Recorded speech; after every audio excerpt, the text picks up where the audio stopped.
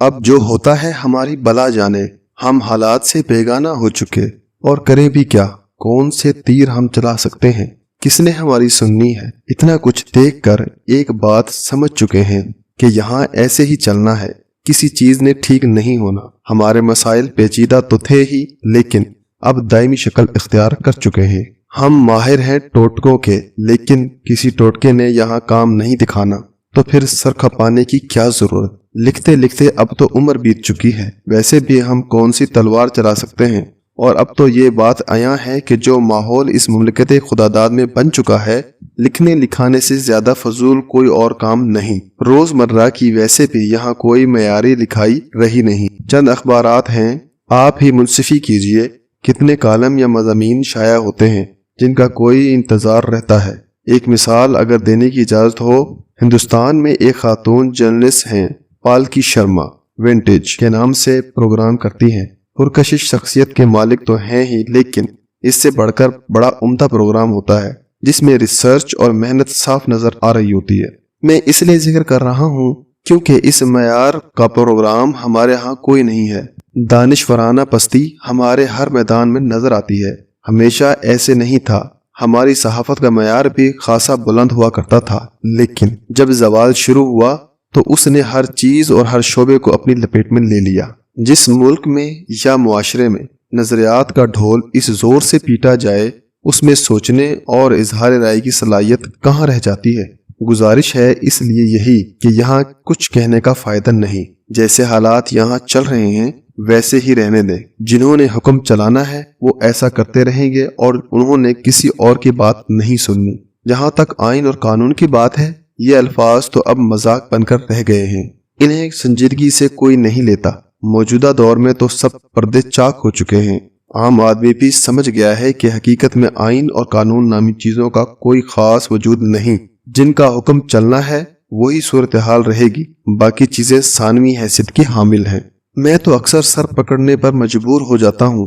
ہماری اجتماعی سمجھ کا معیار اب یہ ہو چکا ہے کہ اکثر لوگ طنز اور سارکزم سمجھنے سے قاصر معلوم ہوتے ہیں۔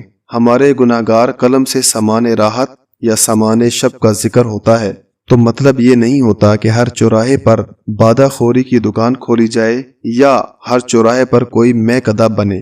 ذکر شب اصطلاحاً ہوتا ہے کہ یا رب اس معاشرے کی گھٹن تو ذرا کم ہو، اور گھٹن صرف اس لحاظ سے نہیں کہ مطلوبہ چیزیں میسر ہوں، بلکہ زیادہ اس لحاظ سے کہ ہمارے معاشرے کی ذہنی گھٹن کم ہو۔ ایسے مہربانوں کی کوئی کمی نہیں جو یہ کہے بغیر نہیں رہ سکتے کہ سوائے بادہ خوری کے ان صاحب کا کوئی اور مسئلہ نہیں۔ کئی مہربان تو یہاں تک کہہ دیتے ہیں کہ اس عمر میں اللہ اللہ کرنا چاہیے، لیکن ان صاحب کو نہ اپنی آخرت کا خیال ہے نہ کسی اعتقاد کا۔ کوئی یہاں تک کہہ دیتے ہیں کہ بیٹے کی اصلاح تو کر نہ سکے، معاشرے کی اصلاح کا بیڑا اٹھایا ہوا ہے۔ ایسے تبصرے پڑھ کر یقین ہو جاتا ہے کہ ہمارا کوئی علاج نہیں، یہاں اس صلاحیت کی خاصی کمی ہے جس سے اچھائی کی کوئی امید پیدا ہو سکے۔ آج کے ٹائمز آف لندن کا وہ معیار نہیں رہا جو ایک زمانہ میں ہوا کرتا تھا، لیکن گزرے وقتوں میں ٹائمز آف لندن میں لیٹرز ٹو ایڈیٹر پڑھنے کا اپنا ہی ایک مزہ ہوا کرتا تھا۔ ان خطوط میں کیا کیا چٹکلے نہیں ہوتے تھے، پتہ چلتا تھا کہ یہ پڑھا لکھا معاشرہ ہے۔ لیکن ہمارے اخبارات میں جو خطوط شائع ہوتے ہیں ان کا کیا معیار ہوتا ہے؟ انگریزی اخبارات ہوں یا اردو کے، جو خطوط چھپتے ہیں ان کے مطالعہ سے یہ تاثر قطر نہیں ابھرتا کہ یہ کوئی بہت روشن خیال معاشرہ ہے۔ انگلستان کو چھوڑیے، ہندوستان کی صورتحال ہم سے مختلف ہے۔ وہاں اخبارات یا رسائل میں خطوط پڑھیں تو پتہ چلتا ہے کہ ان کے حالات ہم سے بہتر ہیں۔ یہ جو ہم نظریات کی بھیٹ چڑھے، اس کا ہماری اجتماعی سوچ پر بہت منفی اثر پڑا ہے۔ اس کے نتیجے میں ہمارے جامعات کا حال دیکھ لیجئے۔ تعلیمی معیار ہمارے گر کر رہ گئے ہیں۔ نصاب جو ہمارے سکولوں اور کالجوں میں پڑھایا جاتا ہے، آج کل کے دور میں کیا ایسا نصاب ہونا چاہیے؟ لطف کی بات البتہ یہ ہے کہ معاشرے میں جو طبقات کچھ مقام رکھتے ہیں وہ گھاٹے کا سودا کبھی نہیں کرتے۔ یہاں ایک نظام تعلیم ہو پھر تو کچھ کہا جائے، لیکن عوام کے لیے نظام تعلیم اور ہے، خواص کے لیے کچھ اور۔ اس دوہرے معیار پر ہمارے معاشرے میں کوئی احتجاج بھی نہیں کرتا۔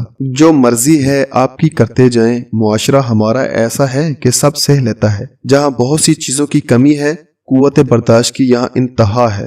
ہاں، یہ بات اور ہے کہ عقل اور سمجھ کی بات کی یہاں کوئی برداشت نہیں۔ چھوٹی سے چھوٹی بات اشتعال انگیزی میں بدل جاتی ہے، اور ہمارا معاشرہ جب اشتعال میں نہ آئے تو عقل پر مکمل پردے پڑ جاتے ہیں۔ لیکن ویسے ہمیں کوئی رگے دے، ہم پر ڈنڈے چلائے، زبانیں ہماری بند کر دی جائیں، تو پھر ہماری برداشت کسی مہاتما کی برداشت سے بھی زیادہ ہوتی ہے۔